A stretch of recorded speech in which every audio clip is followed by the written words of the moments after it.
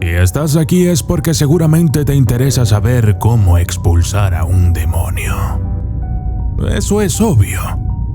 Pero lo que realmente nos interesa saber son los motivos por los que quieras aprender a hacerlo.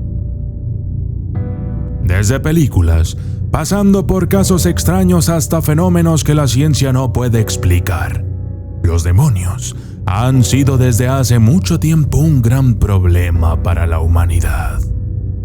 Puede que mucha gente no crea en ellos.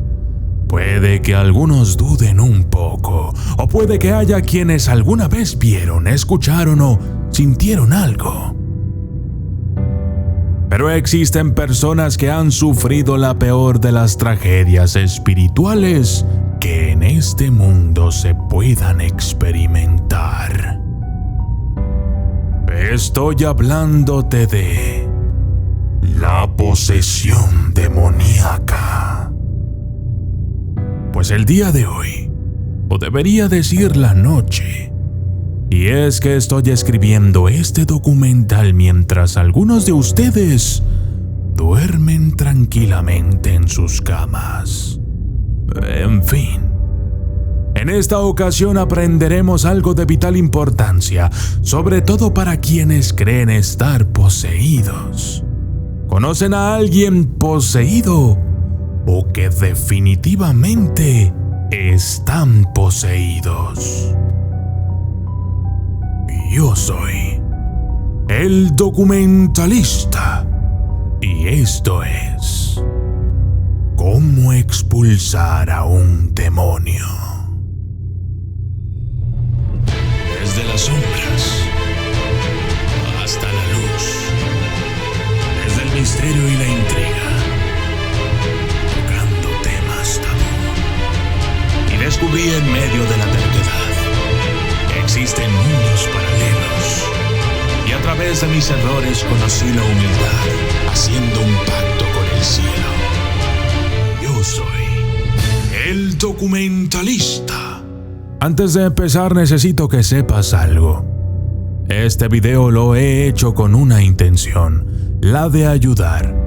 Sin embargo, este material no pretende en ningún momento sustituir la labor de aquellos quienes se dedican al arte de la expulsión de los demonios o espíritus inmundos. Es decir, un exorcista. Continuemos. Durante el tiempo que llevo siendo el documentalista, me han sucedido cosas extrañas. He vivido, leído y escuchado todo tipo de historias, casos y situaciones. Pero hay algo que destaca entre todo esto: la demonología. Una gran cantidad de gente acude a mí en busca de ayuda para quitar, romper, eliminar, deshacer o expulsar brujería, entidades malignas o demonios. Tengo dos noticias, una buena y la otra mala. Perdón por el cliché. La buena es que si estás siendo embrujado, poseído o molestado por energías malignas, hoy aprenderás a eliminarlo por completo.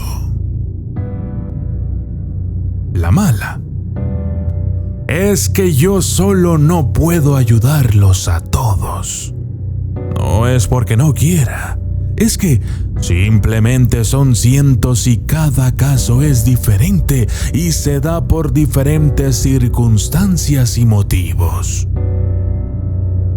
Pero los demonios son como el fuego. No hay muchas formas de controlarlo, pero la manera más fácil de eliminarlo es con agua. Mucha agua. Entre más agua, mejor. ¿Quieres saber cómo expulsar a un demonio? Prepárate.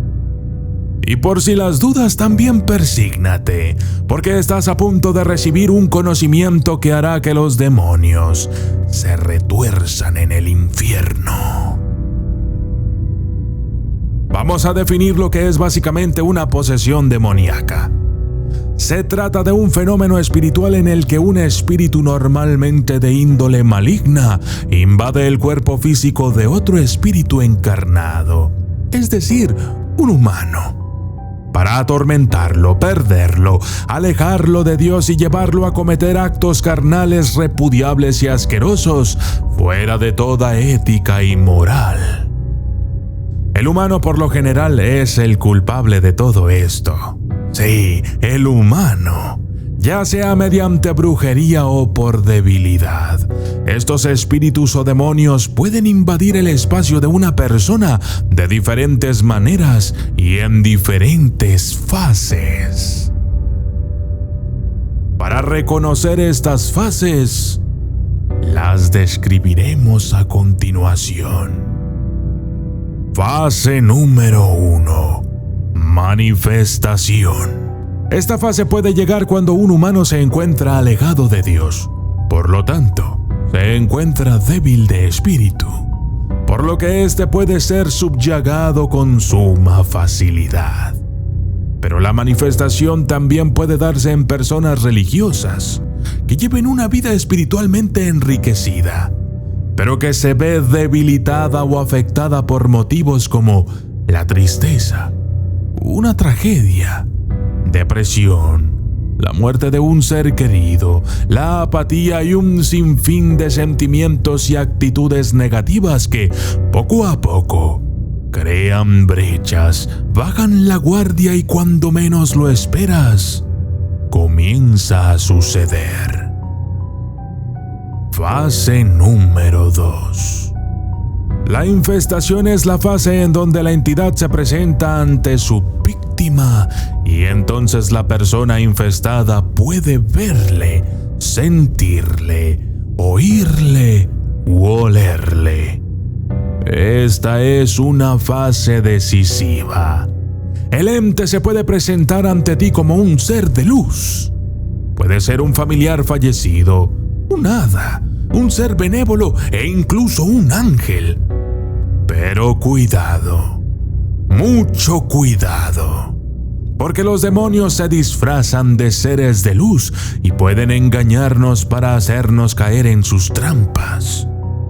Si en un momento dado comienzas a ver sombras o fenómenos anormales, sentir cosas, energías o vibras extrañas en tu hogar, escuchar voces o susurros escalofriantes o percibir olores excepcionales y con características pestilentes, entonces debemos sospechar que estamos en una fase de infestación.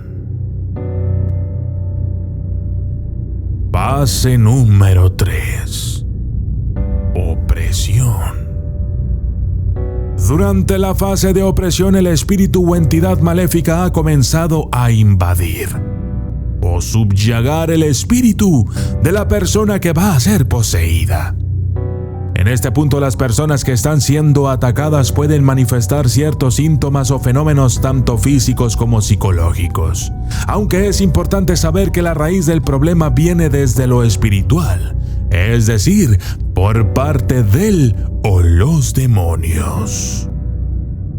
Una persona en fase de opresión puede mostrar síntomas muy diversos, desde cambios de voz, comportamientos extraños, alucinaciones, escuchar voces en su cabeza, adquirir fuerza extraordinaria, pesadillas recurrentes, conductas violentas, automutilación, ideas o pensamientos negativos que le atormentan constantemente, enfermedades que aparecen de manera inexplicable, depresión, ansiedad, apatía y un largo etcétera. Fase número 4. Posesión. En esta fase la víctima y su alma ya casi están perdidas. Esta es la última oportunidad que se tiene para rescatar a la persona que está siendo atacada. Pero es muy difícil de hacer. Cuando alguien ha caído en esta fase, prácticamente se vuelve otra persona. ya no es la persona misma quien comanda su cuerpo, pensamientos o emociones, sino el espíritu inmundo dentro de él. En esta etapa el demonio se hace notar ante el resto de la familia e incluso puede confesarle sus intenciones. Por lo general, lo que un demonio quiere es el alma del poseído, pero también puede haber otras razones, como conseguir algún objetivo por medio de amenazas o acciones involuntarias que son controladas por el ente maligno. En muchas ocasiones, la verdadera intención o misión del demonio es hacer sufrir a la madre o el padre, y por eso tratan de poseer el cuerpo de alguno de sus hijos. Esto puede deberse a una maldición generacional o simplemente porque los padres usaron la brujería de manera incorrecta. Fase número 5. Destrucción. El suicidio es la forma más común de destrucción de la víctima. Esto se hace para lograr ganar el alma del poseído. Es lo más común. La obtención de almas es para los seres infernales una especie de fabricación de nuevos seres demoníacos. Pero lo cierto es que estos seres que invaden nuestros espacios en realidad poseen imperfecciones que los hacen ser malvados y disfrutan cuando hacen el mal. De este modo podríamos encontrarnos con un espíritu inmundo cuya única finalidad sea la de crear sufrimiento, caos y muerte. Puede haber varias formas de destruir a una persona: física, psicológica, espiritual, sentimental o emocionalmente hablando, o con combinaciones de todo esto. Entre más sufrimiento, desesperación, desesperanza, tristeza, enojo e infelicidad viva la víctima, el demonio se siente más satisfecho con su trabajo. Entonces, ¿qué podemos hacer contra estos seres de naturaleza vil y despiadada? Desde tiempos antiguos han existido personas que se dedican a la expulsión de demonios, en ocasiones llamados chamanes, brujas, hechiceros, magos, curanderos o, más recientemente, exorcistas. Son, por lo general, personas que utilizan a otros espíritus de naturaleza maligna para ahuyentar y sustituir al espíritu que atormenta al poseído. Todos, excepto los exorcistas. Pero, ¿qué es un exorcista? Un exorcista es una persona que ha sido entrenada por la Iglesia Católica de una manera especial para poder detectar, estudiar, enfrentar y expulsar a cualquier espíritu maligno que posea un individuo o infeste un lugar determinado. Para un exorcista, la persona que afirma estar poseída debe ser evaluada por los médicos para descartar una enfermedad mental o física. Pero hay un problema. Actualmente no existen suficientes exorcistas autorizados por el Vaticano para erradicar o atender todos los casos.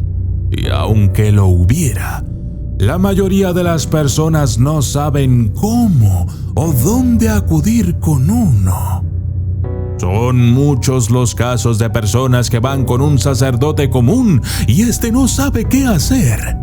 De modo que a lo mucho les colocan agua bendita y les ofrecen una oración o celebrar una misa en su nombre, cuando en realidad esto no sirve de mucho.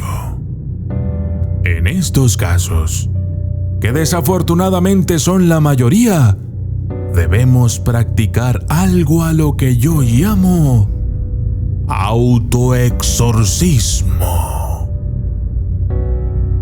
Por fin hemos llegado al punto central de este video: ¿cómo expulsar a un demonio? Dividiremos el proceso en fases. Fase número 1: Reconocimiento. Debemos reconocer que los demonios no nos han elegido al azar y que en realidad hemos sido nosotros mismos quienes, en nuestra debilidad o en nuestra ignorancia, hemos permitido que este ser entre en nuestras vidas. Puede ser que tu nivel espiritual haya estado bajo por alguna razón. Esto nos vuelve presas fáciles de los demonios.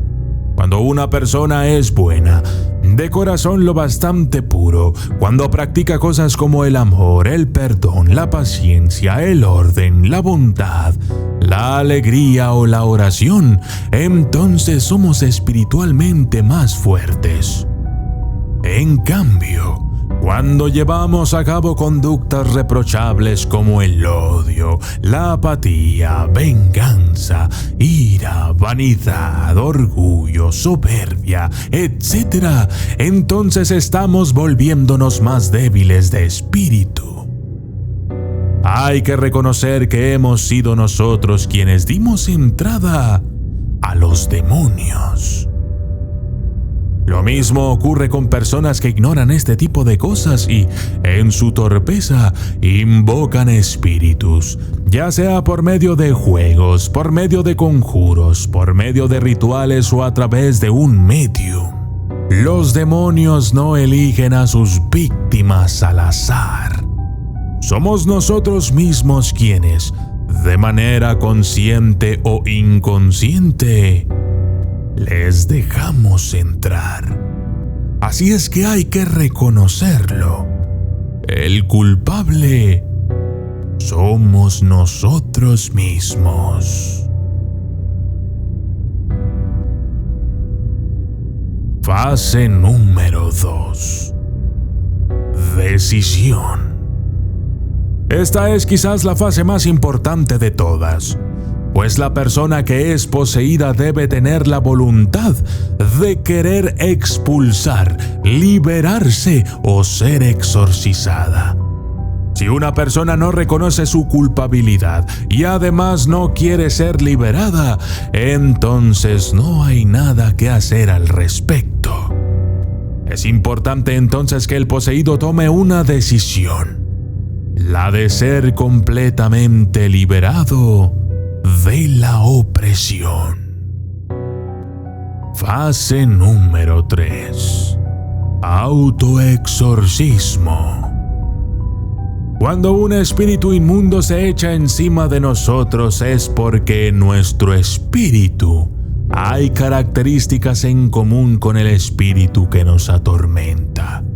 Por ejemplo, si hemos cometido faltas como la apatía, la irresponsabilidad y el libertinaje, entonces el espíritu que nos está molestando tiene que ser un espíritu con esas mismas características.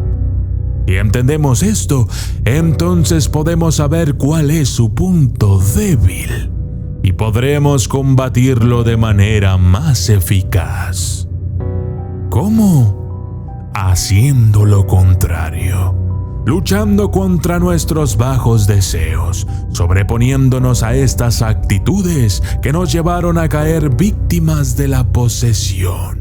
Gálatas 5:13 dice: porque vosotros, hermanos, a libertad fuisteis llamados. Solamente no uséis la libertad como ocasión para la carne, sino servíos por amor los unos a los otros. Mucha gente confunde la libertad que se nos ha dado con libertinaje y aprovecha de esta forma las oportunidades para poder saciar sus instintos más bajos y despreciables para el espíritu, tal como se describen en Gálatas 5, 16 al 26. Digo, pues, andad en el espíritu, y no satisfagáis los deseos de la carne, porque el deseo de la carne es contra el espíritu, y el del espíritu es contra la carne, y estos se oponen entre sí, para que no hagáis lo que quisiereis. Pero si sois guiados por el Espíritu, no estáis bajo la ley. Y manifiestas son las obras de la carne, que son adulterio, fornicación, inmundicia, lascivia, idolatría, hechicerías, enemistades, pleitos, celos, iras, contiendas, disensiones, herejías, envidias, homicidios, borracheras, orgías y cosas semejantes a estas, acerca de las cuales os amonesto, como ya os los he dicho antes, que los que practican tales cosas no heredarán el reino de Dios. Mas el fruto del Espíritu es amor, gozo, paz, paciencia, benignidad, bondad, fe, mansedumbre, templanza. Contra tales cosas no hay ley. Pero los que son de Cristo han crucificado la carne con sus pasiones y deseos. Si vivimos por el Espíritu, andemos también por el Espíritu. No nos hagamos vanagloriosos, irritándonos unos a otros, envidiándonos unos a otros. Como puedes ver, el poseído puede trabajar por sí mismo para expulsar un demonio. Pero ¿por qué el demonio se va cuando fortalecemos nuestro espíritu? Porque en primer lugar, el Espíritu está ahí porque ha visto en nosotros flaquezas, características afines con su propia naturaleza, de modo que un envidioso tendrá algún demonio de la envidia en él. Una mentirosa tendrá un demonio de la mentira en ella. Y aquellos que practiquen la brujería tendrán espíritus que los atormenten si no cumplen sus deseos o trabajan para ellos. Y así, cada uno de nosotros posee debilidades, flaquezas espirituales que deben ser fortalecidas. Un demonio de la gula no puede habitar un cuerpo que practique el ayuno. Un demonio de la lujuria no puede habitar en un cuerpo que practique el sexo solamente con su esposa.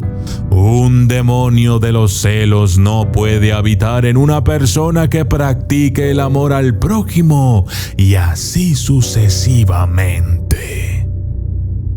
Entonces, cuando martirizamos nuestro cuerpo, fortalecemos nuestro espíritu.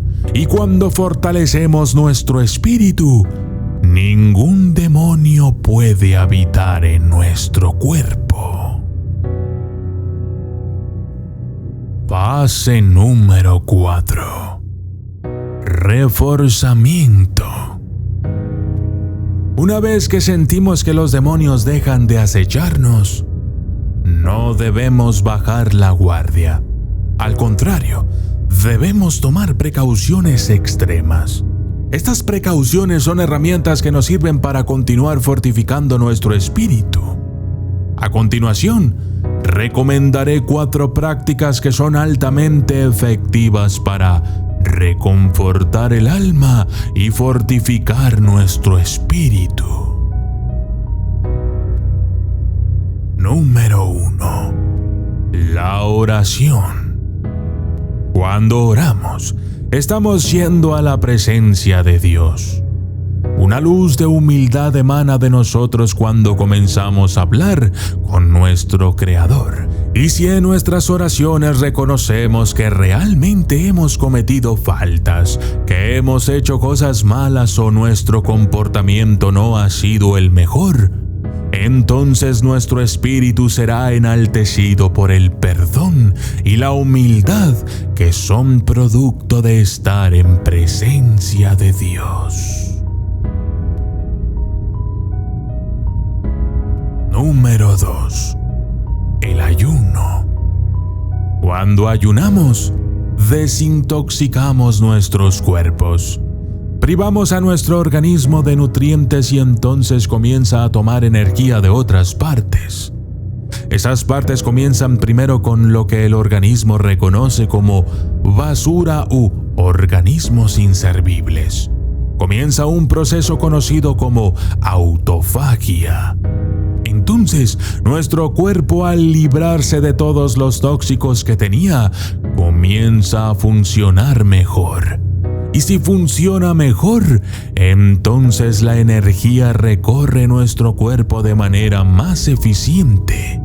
Y esto nos ayuda a tener más fuerza física y al mismo tiempo más fuerza espiritual.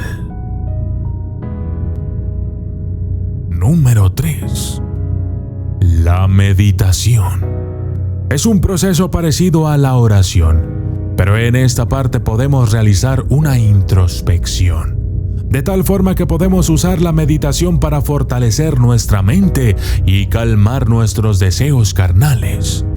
Con este método podemos acceder a nuestro subconsciente de manera más efectiva, encontrar dónde yace el problema que en principio nos llevó a tener comportamientos erróneos y entonces corregirlos o no volver a caer en ellos.